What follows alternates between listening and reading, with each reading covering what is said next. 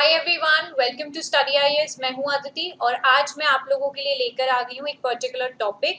तो यहाँ पर आज हम लोग बात करेंगे कि अगर आप लोग सोशियोलॉजी ऑप्शनल लेते हो, ठीक है, या फिर आप प्लान कर रहे हो सोशियोलॉजी ऑप्शनल लेने का, तो आप लोगों को कितने सारे फायदे हो सकते हैं, ठीक है। और आपके मन में जो भी यहाँ पर क्वेश्चन अराइज हो रहा हो, क्योंकि देखो क्या होता है ना, हम लोग जब भी यूपीएससी की तैयारी करते हैं तो हम लोग बहुत ज़्यादा दुविधा में रहते हैं कि हम सोशियोलॉजी ऑप्शनल लें या फिर हम कोई और भी ऑप्शनल के लिए सोचते भी हैं कि ज्योग्राफी लें, हिस्ट्री लें। तो बहुत कंफ्यूज रहते हैं कि कौन सा ऑप्शनल आपका अच्छा है, कौन सा ऑप्शनल आपका नहीं अच्छा है, कौन सा हमें ज़्यादा मार्क्स स्कोर करा देगा, कौन सा कम समय में हम लोग अपना टाइम भी मैनेज कर पाए और हम उसे पढ़ भी पाएँ, ऐसा कुछ हो जाए तो वो भी एक पॉइंट रहता है। तो यहाँ पर यही बात करी जा रही है कि आपका जो सोशियोलॉजी ऑप्शनल है वो आपके लिए बहुत बेनिफिशियल रहने वाला है अगर आप उसे चूज करते हो। तो कैसे रहेगा बेनिफिशियल, ये मैं आज की वीडियो में आप लोगों को बताऊंगी। ठीक है, चलिए स्टार्ट करते हैं अपनी वीडियो को। तो गाइज, मेरा नाम है अदिति और मैं स्टडी आईएएस पे आप लोगों के लिए जो द हिंदू है उसकी रेगुलरली क्लास लेकर आती हूँ 8 बजे, ठीक है। और आप लोग हमारे चैनल पे सोशियोलॉजी एज वेल एज जो बाकी का आपका पॉलिटिकल साइंस का ऑप्शनल है वो भी आप लोगों को यहाँ पर मिल सकता है। आप लोग उसकी भी वीडियोस यहाँ पर देख सकते हैं if you are preparing for political science. Okay, तो यहाँ पे बात अभी हाल फिलहाल में हम सोशियोलॉजी के बारे में करते हैं। तो लेट्स स्टार्ट। देखिए, सबसे पहला क्वेश्चन अगर आपके मन में आएगा जब भी आप लोग सोशियोलॉजी ऑप्शनल लेने की सोचोगे, देखो बहुत सारे लोग जो भी ऑप्शनल लेते हैं तो उनके मन में ये पर्टिकुलर क्वेश्चन आता है कि क्या जब भी हम एक ऑप्शनल लें उसका हमारा एक एकेडमिक बैकग्राउंड होना चाहिए। डेफिनेटली ये क्वेश्चन आपके मन में आता होगा। देखो, जब हम बात करते हैं सोशियोलॉजी की, other than any other subject, I don't know about that, but I know about sociology. Sociology की बात हम यहाँ पे कर रहे हैं, तो सोशियोलॉजी के हिसाब से देखो आपको किसी भी बैकग्राउंड की जरूरत नहीं है, नो नीड फॉर दैट। क्यों? क्योंकि देखो जो आपके सोशियोलॉजी में टॉपिक्स आते हैं, जो बेसिक अंडरस्टैंडिंग होती है वो आपकी सोसाइटी के बारे में होती है। सोसाइटी के बारे में आपको सारी चीज़ें पता होनी चाहिए, क्या क्या चीज़ें हमारी सोसाइटी से रिलेटेड होती हैं, क्या क्या चीज़ें हमारी सोसाइटी में हो रही हैं। तो वो बेसिक नॉलेज आप लोगों को यहाँ पर होनी ज़्यादा ज़रूरी है। इसके लिए आपको किसी एकेडमिक बैकग्राउंड की नहीं, ठीक है, बस इस सोसाइटी में रहने की ज़रूरत है और आप इस सोसाइटी का एक हिस्सा हैं। तो इस सोसाइटी में क्या क्या चीज़ें हो रही हैं, किस प्रकार की यहाँ पे धारणाएँ हैं, कैसे रिलीजन है, कैसे मूवमेंट्स हैं, क्या क्या चीज़ें हैं, ये सब आपको जानना ज़रूरी है। बस अगर आप ये सोशियोलॉजी ऑप्शनल ले रहे हैं तो ये सारी चीज़ें आप लोगों के लिए इम्पोर्टेंट हैं। बाकी किसी एकेडमिक बैकग्राउंड के आप लोगों ने इसमें ग्रेजुएशन करी हो या नहीं करी हो, या फिर कोई भी आप लोगों ने एमए वगैरह करी हो इसमें, तो उसका ज़रूरत नहीं पड़ती है। ओके, अगला क्वेश्चन रहता है यहाँ पे कि how does it fare when compare to other optional. तो बेसिकली अगर हम सोशियोलॉजी को और ऑप्शनल के साथ कंपेयर करें तो देखिए बाकी के जो ऑप्शनल रहते हैं आपके, जैसे मान लो हिस्ट्री है, हिस्ट्री आपका काफ़ी लेंदी रहता है, काफ़ी लेंदी है। से फॉर एग्जांपल ज्योग्राफी है जो कि यहाँ पर आपका काफ़ी टेक्निकल सब्जेक्ट है, काफ़ी टेक्निकल सब्जेक्ट है, और इन दोनों सब्जेक्ट के लिए ही यहाँ पर आपको ग्रेजुएशन वाली अंडरस्टैंडिंग यानी कि पढ़ाई करना बड़ा ही ज़रूरी है। रही बात आपके सोशियोलॉजी की, तो वो चीज़ें यहाँ पर आपको नहीं करनी, आपको इतना हार्ड वर्क नहीं करना है इसमें, आपको करना है सिर्फ और सिर्फ smart work. You know about your society and you know what are things जो कि आपके सोसाइटी में हो रही हैं। तो आपको यहाँ पे केस स्टडीज वगैरह करना आना चाहिए, एनालाइज करना आना चाहिए। और when you are getting into administration, तो एडमिनिस्ट्रेशन के लिए ये पर्टिकुलर जो चीज़ें होती हैं वो काफ़ी हद तक इम्पोर्टेंट हो ही जाती हैं। तो as compare to other subjects your optional sociology is much better than any other, because वो आपकी बहुत लेंदी रहते हैं और ये आपका छोटा है, कंसाइज सिलेबस रहता है इसका, आप लोग इजीली इसको कवर कर सकते हैं। ठीक है जी, आगे बढ़ते हैं। How much can we score in sociology? Now this is a very big question, कितना स्कोर कर लेंगे हम। देखो अगर ज़्यादा से ज़्यादा मार्क्स चाहिए ना तो फिर सोशियोलॉजी को ही ऑप्ट करो। क्यों? क्योंकि इसमें आपको इजीली 270, 310, 320 यानी कि 350 भी यहाँ पर इतने मार्क्स आप ला सकते हो, क्योंकि बहुत सारे जो एस्पिरेंट्स थे जिन्होंने सोशियोलॉजी लिया था उनके अगर आप मार्क्स देखोगे तो उनके काफी हद तक यहाँ पर काफी अच्छे मार्क्स आए हैं। ठीक है, तो सोशियोलॉजी आपका एक ऐसा ऑप्शनल है जिससे आप लोग यहाँ पर फेच कर सकते हो काफी अच्छा स्कोर, काफी अच्छा रहता है ये स्कोरिंग के लिए, ऐसा सब्जेक्ट है आपका। तो यहाँ पे आप लोग देख लें कि आप लोग यहाँ पर बहुत अच्छा स्कोर इसमें कर सकते हैं। फिर रही बात आपकी डज ऑप्टिंग सोशियोलॉजी, ये आपका हेल्प करेगा किसी भी जीएस पेपर में, डेफिनेटली करेगा। जीएस पेपर नंबर 1 में करने वाला है ये आपकी मदद। कैसे मदद करेगा? देखो, जीएस पेपर आपका डील करता है, जो पहला वाला है जीएस पेपर नंबर 1, वो सोशल प्रॉब्लम्स वगैरह होती हैं, सोशल इश्यूज होते हैं आपके, सोशल जितने भी इश्यूज वगैरह हैं, सोसाइटी के इश्यूज होते हैं, वुमेन एम्पावरमेंट, ठीक है, और आपके नेशनलिज्म, सोशलिज्म, ये सारे जितने भी टॉपिक्स होते हैं वो आपके यहाँ पर सोशल इश्यूज में आ जाते हैं। और यही सारी चीजें आती हैं आपके सोशियोलॉजी में, यही सारी चीजें किस में आती हैं? आपकी सोशियोलॉजी में आती है। तो यानी कि लगभग आपकी जो चीजें हैं वो आपको जीएस पेपर नंबर 1 भी कवर करा देंगी। अगर आप लोग सोशियोलॉजी यहाँ पर तैयार कर रहे हो एज एन ऑप्शनल, तो जीएस पेपर नंबर 1 भी आप यहाँ पर अपना कवर कर सकते हो। ठीक है, ये फायदा है।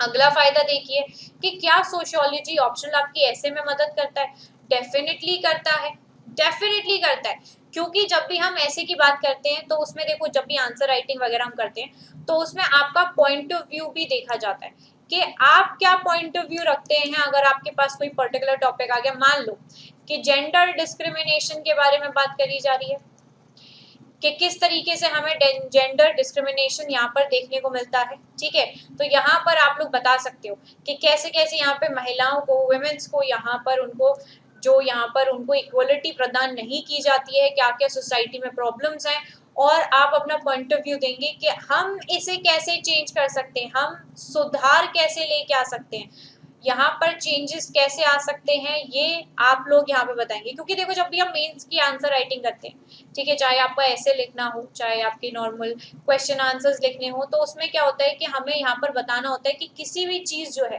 पहले तो उसका स्ट्रक्चर कैसा है, कि कैसे वो चीज़ें यहाँ पर हो रही है, फिर उसका इम्पैक्ट क्या है, फिर उसके लिए आपको एक पर्टिकुलर रेमेडी बतानी पड़ती है कि अगर मैं इसमें चेंजेस लेके आऊँ या इसमें कोई सोल्यूशन रहेगा तो आप सोल्यूशन दे पाओ, और सोल्यूशन तब दे पाओगे जब आपका अपना एक पॉइंट ऑफ व्यू होगा।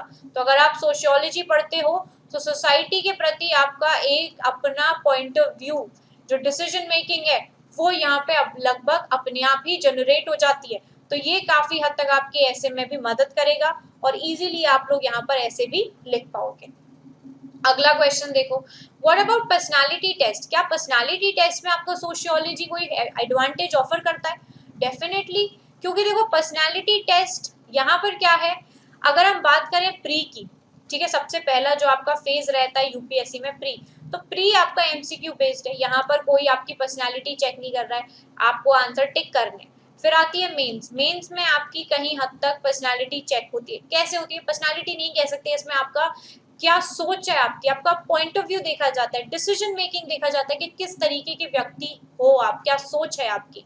यहाँ पर जब आप इंटरव्यू के लिए जाते हो, जो आपका यहाँ पर आखिरी पड़ाव रहता है, इंटरव्यू में आपका पर्सनालिटी टेस्ट किया जाता है कि क्या सोच आप रखते हैं, यहाँ पर किस तरीके के दिखते हैं, उस हिसाब से क्या सोच है आपकी, सोशल इश्यूज पे क्या सोच रहती है आपकी, आप कितने अवेयर हो कि आपकी सोसाइटी में क्या क्या चीजें हो रही हैं, आप जिस प्रांत में रहते हो, जिस स्टेट में रहते हो, वहां पर कैसे और ऐसे कौन कौन से मुद्दे हैं जिनमें आपको यहाँ पर चेंजेस लाने चाहिए, या फिर आपको यहाँ पर उनमें कोई भी यहाँ पर क्या चीजें आपको उनके बारे में बताएं कि सोसाइटी आपकी किस तरीके की है, क्या यहाँ पर कौन सा रिलीजन है, कौन से रिलीजन में यहाँ पर कौन से इश्यूज यहाँ पे क्रिएट होते हैं, ठीक है, कौन से मूवमेंट्स आए हैं, कौन से आपके यहाँ पे जिस जगह आप लोग रह रहे हो वहां पर सोसाइटी कैसी थी पहले, अभी कैसी है, ठीक है, और नए कौन से चेंजेस आ रहे हैं, क्या वहां पे सोसाइटी मॉडर्नाइज हो रही है, किस तरीके के इश्यूज हैं, ठीक है। तो ये सारी चीजें आप लोगों को जब पता होती है तो आप लोगों से जब भी क्वेश्चन पूछे जाते हैं तो आपके पास अपना एक पॉइंट ऑफ व्यू रहता है बताने के लिए कि ऐसे ऐसे चीजें यहाँ पे हो रही है, और जब मैं अपनी बात करूंगा तो मैं किस प्रकार के यहाँ पे चेंजेस लेके आऊंगा, ये यहाँ पे देखा जाता है, ठीक है। क्योंकि देखो, आप सोसाइटी का हिस्सा हो और सोसाइटी के बारे में हम लोगों से ज्यादा कौन नहीं जानता, सो सोसाइटी का जब हम हिस्सा हैं तो इसके लिए हमें कोई स्पेशल पढ़ाई तो नहीं चाहिए, बस हाँ यहाँ पर एक बेसिक अंडरस्टैंडिंग होनी बहुत ज़्यादा ज़रूरी है। तो जब भी आप लोग अपने इंटरव्यू के लिए जाएंगे तो आपको ये पर्टिकुलर चीज़ें आनी ही चाहिए, ठीक है। क्योंकि देखो जब हम एडमिनिस्ट्रेशन की तरफ जाते हैं तो हम एक बहुत अच्छे एनालिस्ट, चीज़ों को एनालाइज करने वाले, इन्वेस्टिगेट करने वाले, उसके बाद ही यहाँ पर कोई भी आंसर यानी कि कोई भी डिसीजन यहाँ पे देने की, तभी आप लोग यहाँ पे वो रख सकते हो कि आप लोग बहुत अच्छे डिसीजन मेकर हो, ठीक है। यही चीज़ यहाँ पे देखी जाती है कि अगर आप एडमिनिस्ट्रेशन में जा रहे हो तो आपको डिसीजन मेकर बहुत अच्छा होना चाहिए। तो आप किसी भी पर्टिकुलर, आपसे कोई क्वेश्चन पूछा गया तो उसके हिसाब से आपको कितनी नॉलेज है, जिस जगह भी आप रह रहे हो, ऐसा ही नहीं है कि आपको सिर्फ और सिर्फ विदेश की नॉलेज है, अपने देश की नॉलेज नहीं है, अपने देश की नॉलेज है, विदेश की नॉलेज नहीं, सब जगह की नॉलेज होना बहुत ज़रूरी है। कि पहले की जो आपकी जो जगह थी, जैसे आपके हिस्ट्री में अगर देखा जाए तो पहले क्या सोसाइटी में क्या क्या चीज़ें रही थी, अब सोसाइटी में क्या क्या डिफरेंस है, तो वो एक जो डिफरेंस है ये सारी चीज़ें आप लोगों को पता होनी चाहिए। ओके, फिर रही बात आपके रिसोर्सेज की, तो देखो कंटेंट का जो रिसोर्सेज आपके, अगर आप सोशियोलॉजी ऑप्शनल ले रहे हो तो आप लोगों को बहुत माथापच्ची रहती है कि हमें कंटेंट मिलेगा या नहीं मिलेगा, अवेलेबल है या नहीं है। बहुत बढ़िया तरीके से अवेलेबल है, it's a yes for this. यहाँ पर आप लोगों को नोट्स मिल जाते हैं, ठीक है, नोट्स मिल जाएंगे आपको, मटेरियल वगैरह खूब बहुत भर भर के अवेलेबल है। सोशियोलॉजी एक ऐसा ऑप्शनल है जो ज़्यादातर लोग लेते हैं, और इसका जो मटेरियल है वो बहुत बढ़िया तरीके से यहाँ पे अवेलेबल है। आपके महापात्रा सर के भी यहाँ पर जो नोट्स हैं वो अवेलेबल हैं। आपको बहुत सारी चीज़ें मिल जाएंगी, यूट्यूब पे वीडियोस वगैरह मिल जाएंगी। अगर आपको कोई भी इशू रहता है लेक्चर को समझने में तो यूट्यूब पे आपके लिए वीडियोस भी हैं, जिससे आप लोग यहाँ पर पढ़ सकते हो, समझ सकते हो, इजीली अंडरस्टैंड कर सकते हो सोशियोलॉजी ऑप्शनल को। ओके जी, फिर आगे बढ़ते हैं। How easily can one understand and master the subject? Very easy.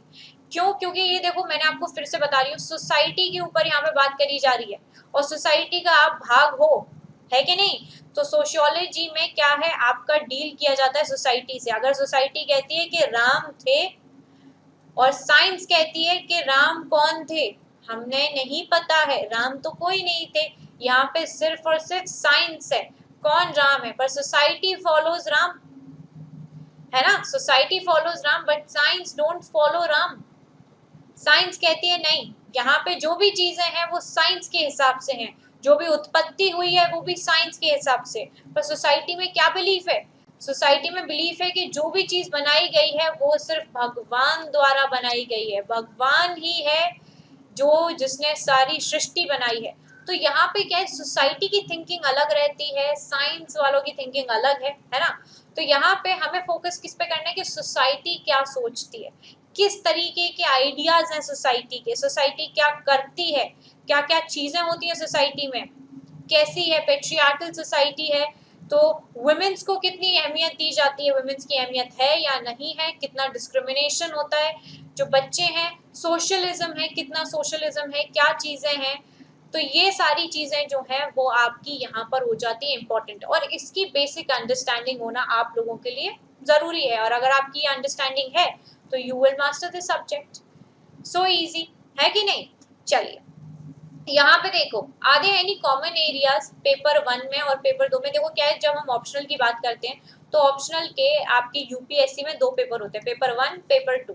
अब यहाँ पे पूछा गया है कि क्या दोनों में कोई भी चीज कॉमन है। हाँ जी, दोनों ही ओवरलैप करते हैं सोशियोलॉजी में, दोनों में इतने कॉमन टॉपिक्स आते हैं, मूवमेंट्स के ऊपर, रिलीजन के ऊपर, किनशिप के ऊपर, इन सारी चीजों के ऊपर इतने कॉमन टॉपिक्स रहते हैं इनके, ठीक है, कॉमन क्वेश्चन आ जाते हैं।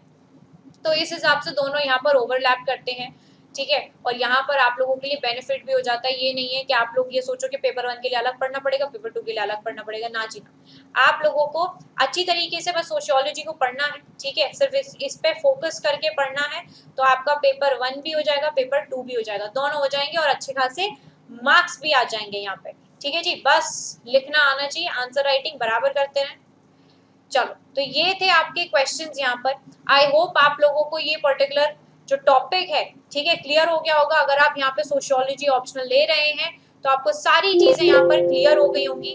अगर आपको सब कुछ क्लियर हो गया है, कोई डाउट नहीं है, ठीक है, अगर कोई डाउट होता है तो आप क्या करेंगे, कमेंट करके मुझे जरूर बताएंगे, ठीक है। और आप अगर इससे कोई भी रेलेवेंस रखते हो, कोई भी रेलिवेंस है आप लोगों की, ये जितने भी आप लोगों ने यहाँ पर क्वेश्चन देखे हैं और इनसे आपका जो सोल्यूशन है आपको मिल गया है, अगर आपको सोल्यूशन मिला है तो भी आप लोग मुझे कमेंट करके बताओगे, और नहीं मिला है, अभी भी मन में कोई क्वेश्चन है, तो भी आप लोग कमेंट करेंगे। वीडियो अच्छी लगी है तो लाइक करेंगे, शेयर करेंगे, और चैनल को सब्सक्राइब करना तो बिल्कुल भी नहीं भूलेंगे।